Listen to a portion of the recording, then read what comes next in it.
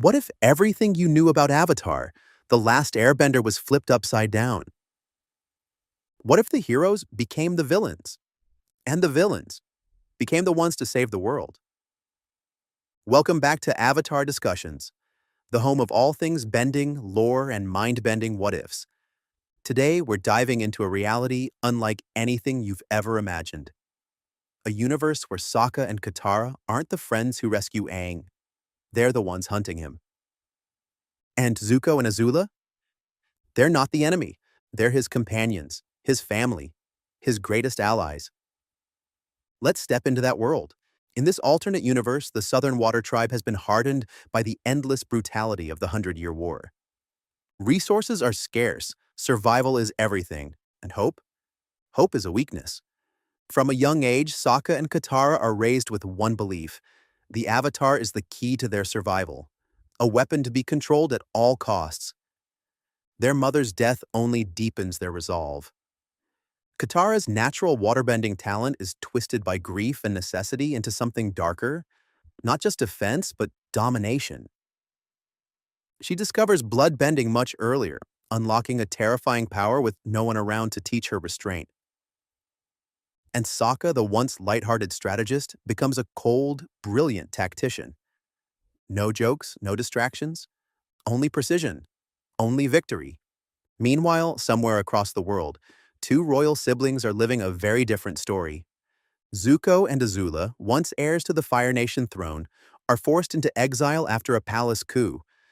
But without the corrupting influence of Ozai, without the pressure of legacy and war, they grow up differently.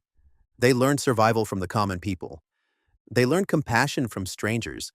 They forge a bond not of rivalry, but of trust.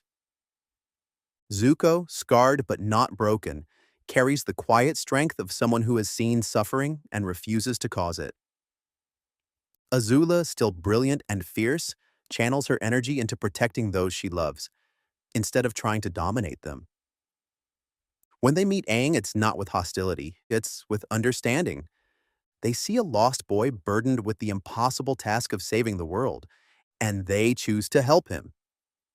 Now imagine Team Avatar in this world: Aang, Zuko, and Azula, traveling across the four nations, hunted not by Fire Nation soldiers, but by Water Tribe warriors. No safe harbors, no moments of rest. Everywhere they go, they feel the eyes of the Southern Raiders, led by none other than Sokka and Katara. Every move Aang makes is countered by Sokka's brilliant tactics. Every attempt to flee is crushed by Katara's overwhelming bending power. The enemy isn't fueled by hatred, but by duty. And that makes them terrifying. They believe they are the heroes of their story, and in their minds, Aang is the threat. Picture this: Aang learning to master the elements under the guidance of Zuko's patience and Azula's sharp mind. Zuko teaches him firebending not as a weapon of destruction, but as an expression of inner balance.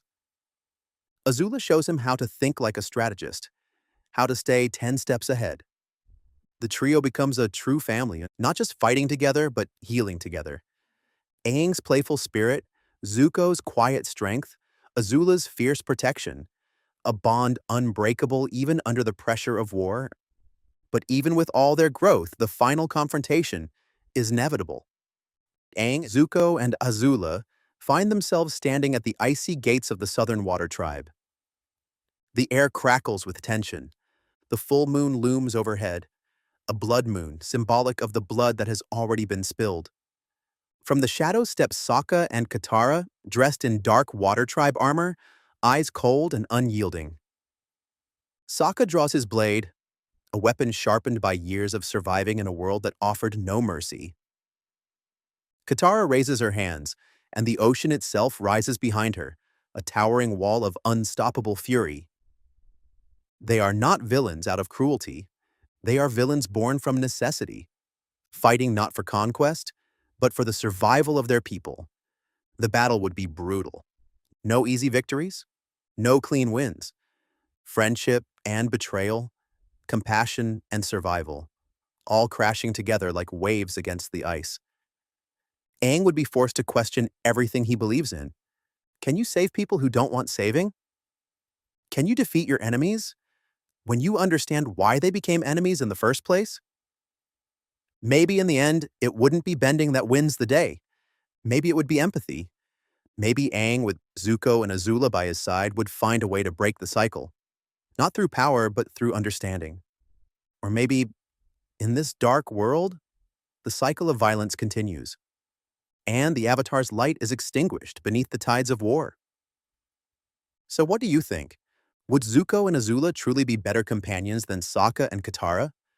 Would the Water Tribe have conquered the world if Sokka and Katara embraced the darkness? Could Aang have survived such a world? Or would he have been lost? Drop your theories in the comments. I'll be reading and responding to the best ones. And if you want more epic alternate universe dives, make sure to like, subscribe, and hit that notification bell so you never miss a discussion. Until next time, stay bending.